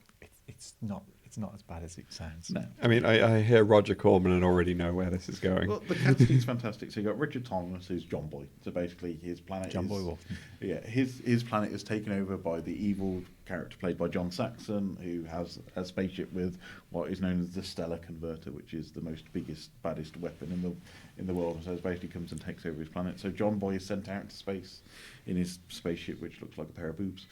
Called Nell. It's got an onboard AI called Nell. And boobs. 2 big boobs right at the bottom of the spaceship, just in case you've never seen the box. But yes. So is this where Lex got their ideas from? So he gets sent out to go and put together a motley crew of 7 helpers to go and rescue his planet from the evil John Saxon, of which one is Robert Vaughn, who is also in the Magnificent Seven and plays exactly the same role in this, to the stage where Roger Corman actually recycled some of the dialogue from the Magnificent Seven to put in the script for this film. But so you also got Sybil Danning, who's well known for Buck Rogers, and quite a few other names at the time. George Peppard, who then of course Breakfast at Tiffany's, the A-Team. So there's a really, really good casting in here as well, and special effects were actually done by James Cameron. Okay. And the music is done by James Horner. Yeah, it's basically exactly the same soundtrack as he ends up using for Star Trek 2, The Wrath of Khan. Yes. So it's actually... So it's almost like he basically went, well, I made this score that's actually good. I'm trying to put it in a good movie. I won't have anything said bad about Battle Beyond the Stars. It's a great movie. It is one of those films, and it fills into that Saturday afternoon, Sunday afternoon TV of, I just want to watch a really fun film with space battles and lasers and some fairly decent acting and not have to think about the plot to a certain extent. And it is quite... It does stick to the kind of the core theme. There are bits in it when you go, man, they're killing off people, and it's like... It's just the impression I get from this is that it's basically one of those. It's definitely not high art, but it's something that like is fun and entertaining. So at the time, it was the most expensive film that Roger Corman made. So well, that's not saying a lot. $2 million, which in 1980 is it's a fairly decent budget. I think the vast majority of that probably went on Robert Vaughan and George Peppard. Probably. But he did recycle a lot of the effects. I think half of the visual effects end up in things like ice pirates and stuff that come later. Yeah. So I think he basically made his money back a few times over by recycling some elements as such. But it is just, it's quite a dark film as well. If you watch it not through kid eyes and you realise the plot behind it, it's quite, I'd say it's probably on a par with something like Galaxy Quest, which again you think is a perfectly fun rompy film, and then you actually think about the storyline behind it, and it's like, geez, that's actually pretty dark. And John Saxon's character as Sador doesn't do very well throughout the film as such. No. But as you said, the score pretty much gets carried over into Krull and Star Trek II: The Wrath of Khan, and then James Horner went and got his Oscar for Titanic for this film after meeting James Cameron on this film, and James Cameron doing the special effects. It's quite well done. Apparently, Bill Paxton was on set as a carpenter as well at the time. So where was this in relation to like Aliens? So this was 1980. Well before, it's only the year after Alien. Yes. Yeah. Because I'm just seeing aliens just forming on the set of this movie. Yeah. And 6 years later. It's a crime that currently in the UK there isn't really a good way of watching it. It's gone off iTunes. There isn't an easily accessible Blu-ray edition, and it is well worth a watch. So the DVD actually came out in 2001. So it's probably those copies are starting to get a bit of disc rot by now. Yeah, I think Shout Factory or somebody in the US put out a Blu-ray. I think there's a German version kicking around that you can get on Amazon and stuff, but there's not a decent version in the UK. And I think it's just a great fun film, quality movie. Yeah, I mean, and it's kind of, though it is slightly cheaper made than Star Wars and films of its ilk, every single one of the spaceships in it is very unique. It's completely its own style, and it looks beautiful, and they've really thought about how the ships are operated. And not that I've considered buying it, which means I have considered buying it, but there's a St. X-Men action figure, which is pretty nice. That's the Sybil Danning character. But yeah, that's another one of those kind of like early, you're 12, 13, and there's people on TV and you're going, what's this I'm feeling towards these people? But yeah, I love it. And it's the music as well. That James Horner music actually really carries a lot of the music with the space battles and stuff. And if you think about the music in Star Trek II: The Wrath of Khan, it's quite very well received and well fitting. And it kind of, it's that weird connection between the two, but you can see how he would have reused some of that score. Yeah. It's one of those weird movies that I really love. Like, there's that, and then there's like Last Starfighter. Yeah. These weird like sci-fi movies that kind of came out of the fact of Star Wars and Tron and all the rest of it. And you go, it's a good, fun movie. So if it's on, I recommend. Oh God, yes, definitely watch it. If you've got any love for sci-fi at all, it's definitely worth a watch. Yeah, it's top tier B movie. Top tier. Yeah. So that's our weird sevens pick. Awesomes. Right, it's time for our one geek thing. We really need to put a proper name in for this feature at some point. Yeah. So what's our one geeky thing we've all been up to? Lee, do you want to start us off? Okay, I've been playing a lot of games that are new to me.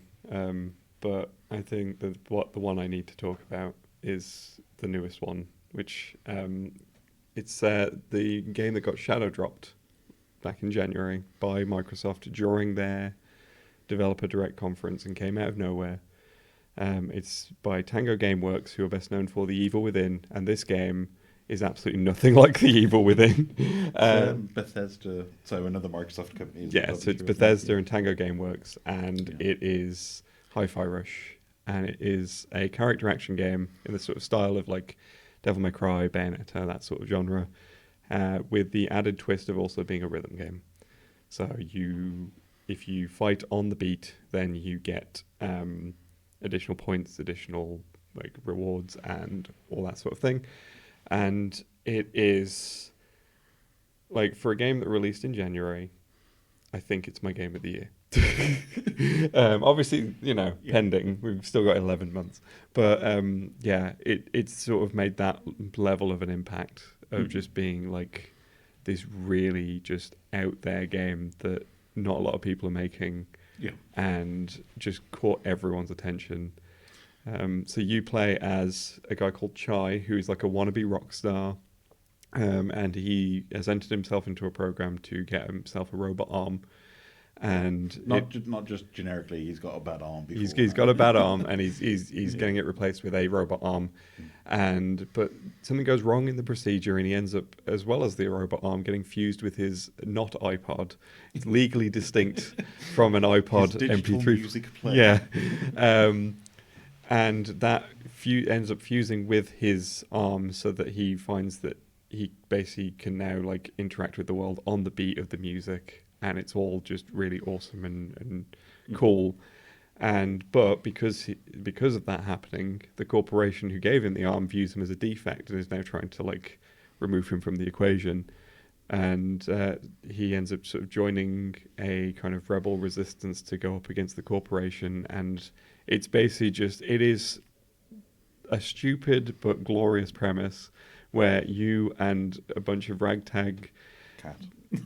team of people and a robot cat named after a drum machine that all of its sound effects are taken from, and you go up against the man and you destroy everything with the power of rock, and it is great. It is basically just this bold, brash art style. It's very cel shaded, and like I'm just endlessly impressed with the animation styles, because so many of the cutscenes blend 2D and 3D animation. Like, it constantly flips between the two seamlessly. You just don't notice. Unless you're really looking for it, you don't really notice how seamlessly it's jumping between the two. Yeah.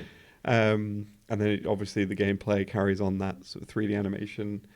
It's very reminiscent of like old sort of PS2, GameCube games. That sort of Beautiful Joe. Yeah. I think we discussed Jet Set Jet Set Radio. It has that. It's got that kind of visual style that a lot of games in that era had, but it's also just so much fun to play, because you're just fighting. It's you're doing all these combos and fighting off waves of enemies, but you're all just doing it to the music. Yeah, and some decent music tracks. The music's really good, but like for me, the best part of it, where it all kind of comes together, is a later level where there's a cafeteria fight set to the Prodigy's "Invaders Must Die."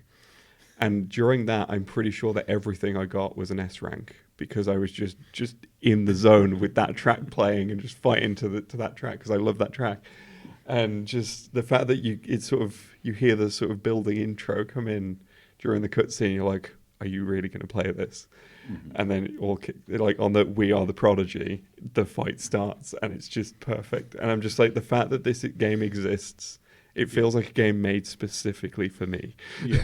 I mean, there's a variety of musical tracks in it. So there's Nine Inch Nails, I think the Black Keys, Fiona Apple, Joy Formidable.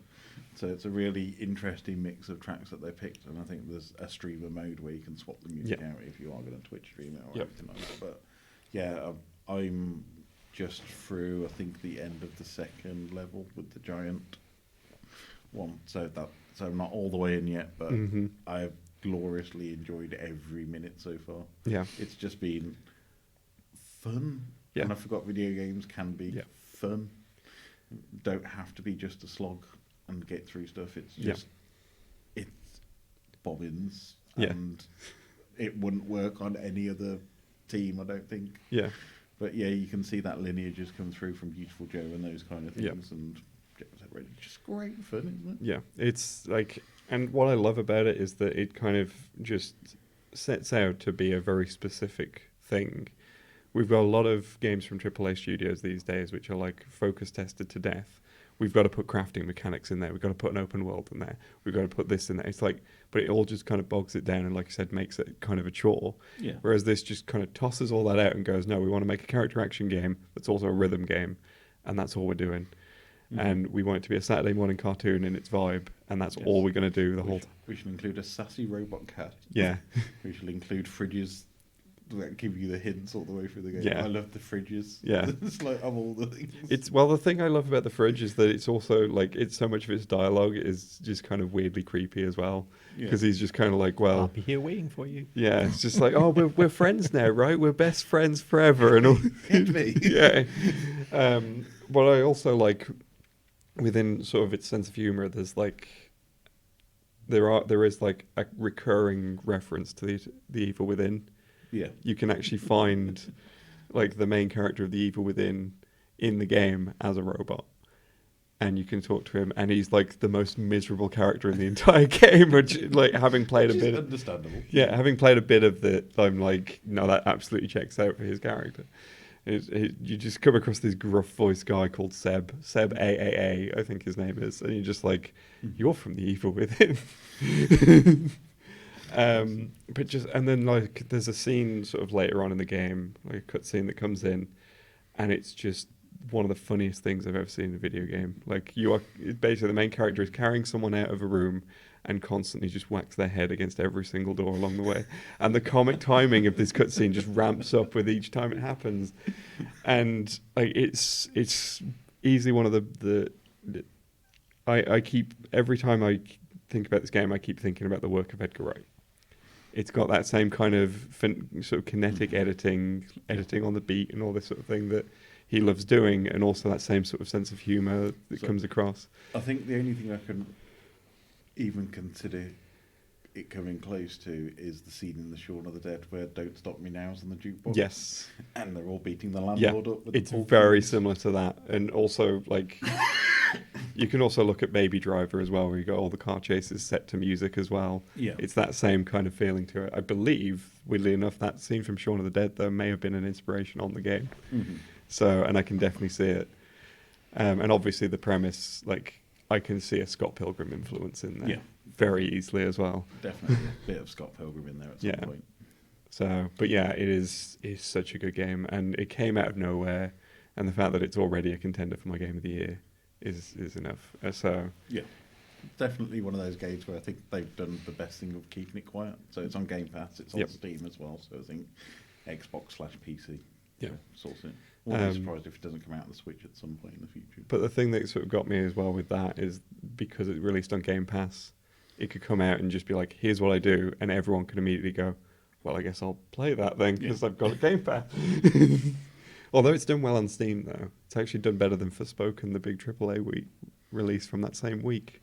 Yeah, but let's not talk about Yeah, I know. But like, it definitely says a lot that happened, that even a game that was on Game Pass was able to achieve that. Yeah, I've heard there's some dialogue issues with Forspoken. Oh, yeah. Keith, what was your geek thing?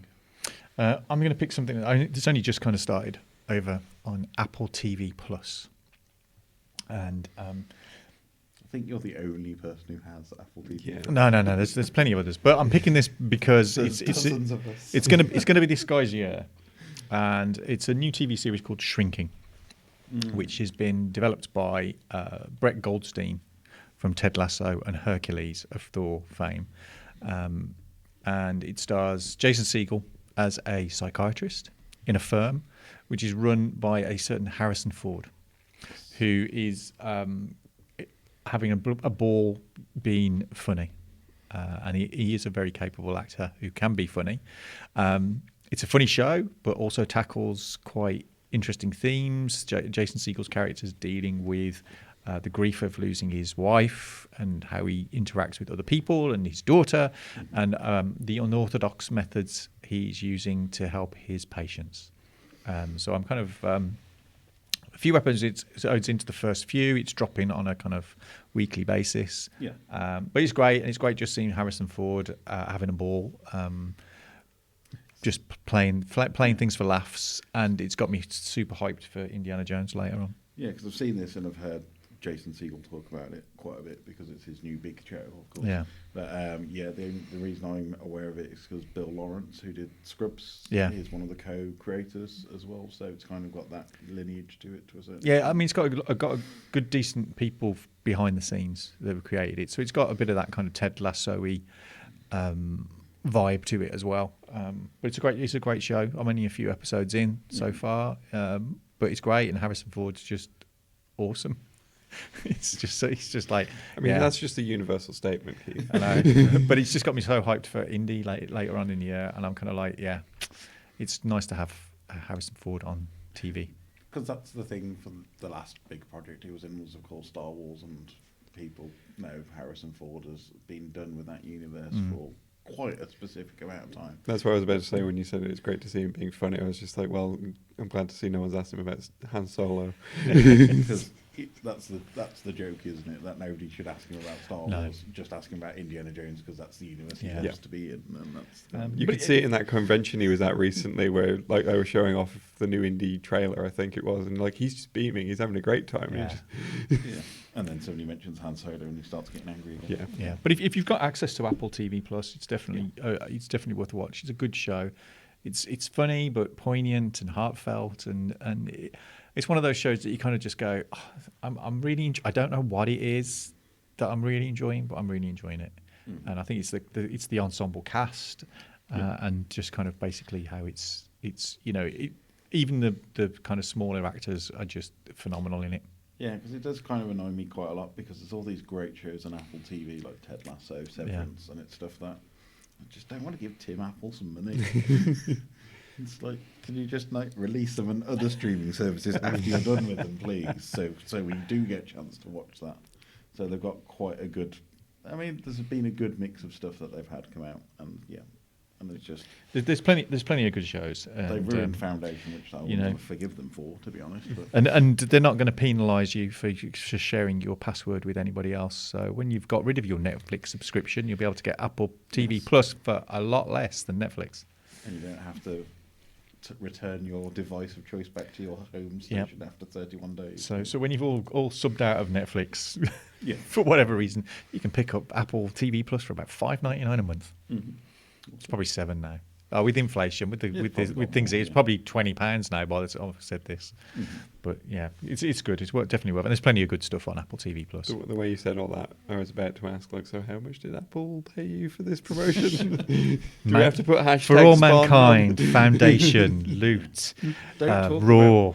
There's loads of good stuff. Foundation, because I'm still very angry about that, and they've actually ruined it. Yeah, there's an awesome Beastie Boys documentary as well. Which you should watch. $6.99 per month is the current. It's an absolute bargain. What about you, Ryan? What's your geeky thing this week? So I'm going to be as plain as possible. Last of Us. I never play the games, and I think I'm enjoying the series a lot more for not playing the games because I don't know what's coming up. But it's Pedro Pascal's getting very typecast as somebody who picks up an orphan and takes them across the world somewhere, isn't it? But he does it very well. I mean, if you change that orphan to small people in category, you could probably include defending what's his face from Game of Thrones as well, Tyrion. But yeah, so it's obviously had a lot of money thrown at it. It's great to see that Neil Druckmann's actually being involved as one of the creators of the series, so you can see that kind of care and craft, and from what I've heard, it's sticking very close to the Last of Us video game and not veering too far away, and it's making you feel immersed in that universe without the Hollywood sheen going over the top of it. And it's been a fantastic ride so far. I've really, really enjoyed it. I've really enjoyed the first couple of episodes. I watched them a little bit behind, I've not watched the Nick Offerman episode, which everybody has been raving about, and that it's one of his best things that he's ever put to screen. So I'm looking forward to watching that. But nice to see Anna Torv back, because I used to love her when she was in Fringe, and then she seemed to have done nothing for ages, and now she's back on TV for The Last of Us, which is great to see that she's back. But yeah, Bella Ramsey, Pedro Pascal couldn't probably do any better casting. I know Nathan Fillion is always bandied about when they talk about stuff like that, but I think it was a very good pick. Well, with I've not been able to watch it because it's like Now TV and Sky and all that. But like I've kind of know a lot of the stuff going on behind the scenes because I listen to the Play Watch Listen podcast that Alana Pierce does, and Troy Baker is one of the people on that, and obviously he's actually been partly involved in it as well. Yeah. Just sort of, I think he does the official podcast, and he's a good friend of Neil Druckmann anyway, which is why he keeps getting cast in his games. And like they've obviously been talking about like, you know, the sort of how close Neil Druckmann is to the production of it, and a lot of the discussion behind it is like, so obviously Craig Mazin, who is the showrunner, obviously the guy who did Chernobyl, he is he's sort of had a lot of discussions with Neil Druckmann about like what's the really important thing that you were trying to get across here in this section of the game. What I find interesting about the show as well is the game is kind of structured like a TV show already. Like the chapters kind of feel very much like TV episodes, and I think that's why this adaptation works really well, because they're just taking like each of those segments and making an episode out of it. From everything I've heard and everything I've seen, that's how they're doing it, and I really think that is probably why it's proving to be so successful. And spoilers will abound from here on out, but so the first episode is very much focused on Joel and his daughter Sarah. His daughter Sarah is pretty much the main character of the first episode, so you get that really kind of significant attention and significant weight developed to that character, and it's like you feel like she is the main character. And of course, when she dies, it's kind of, you get an emotional gut punch on that one, which is a really good way of doing it, because in the game you actually play as her as the first section of the game. So you are Sarah at the start of the game before you ever play as Joel, and that's kind of how the game was able to kind of and I can see that as the way through the narration, because it focuses on her for the day, like the outbreaks happening in the background, but it's just her going through a normal day-to-day life while Pedro Pascal's out work and doing stuff. But yeah, I mean, it actually opens with John Hannah of all random people talking about how it's like a 70s scene. You got Big Head from Silicon Valley, and it's like those two having a discussion on this panel about, oh, if fungus ever goes across and it infects people, we're screwed basically. And then there's little snippets at the start of each episode which looks at another bit around the world and what's going on. So really well done.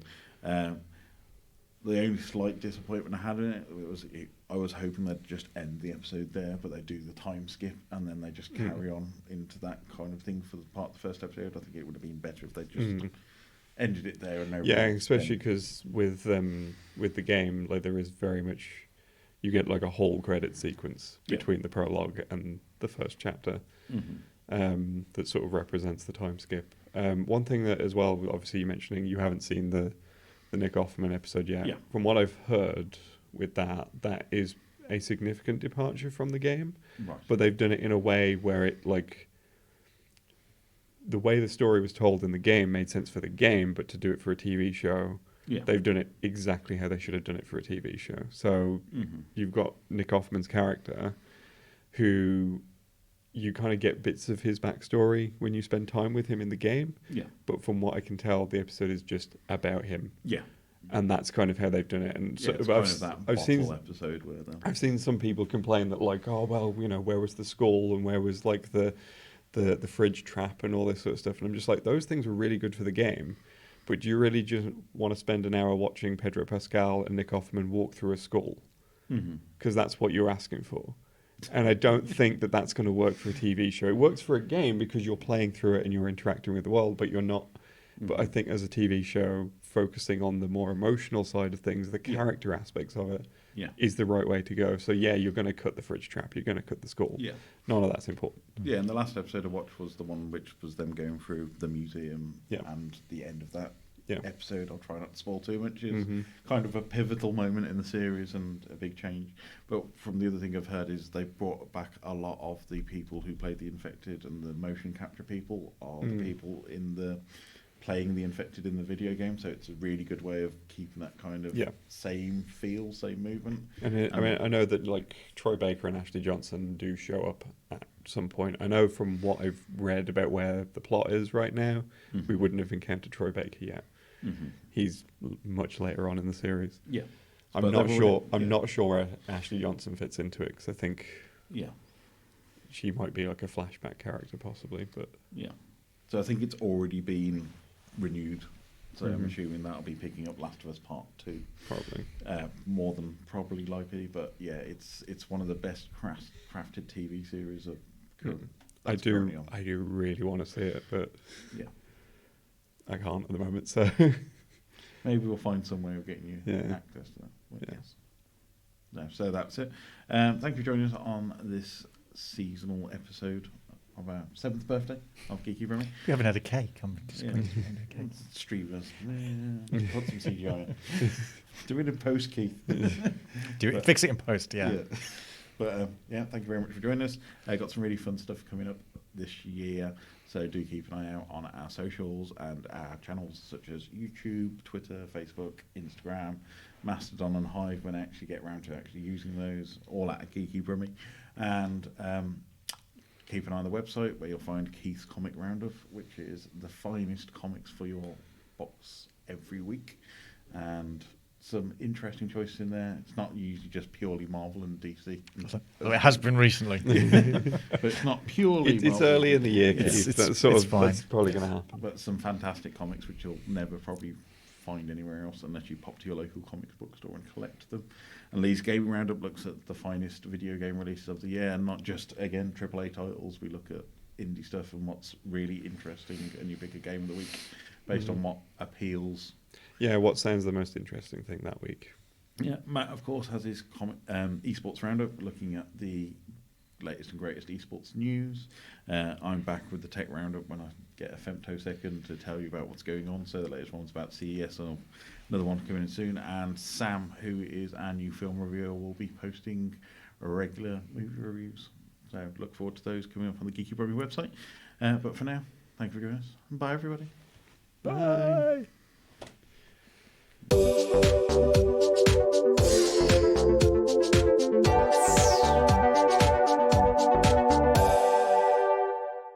Cool. Hello and welcome.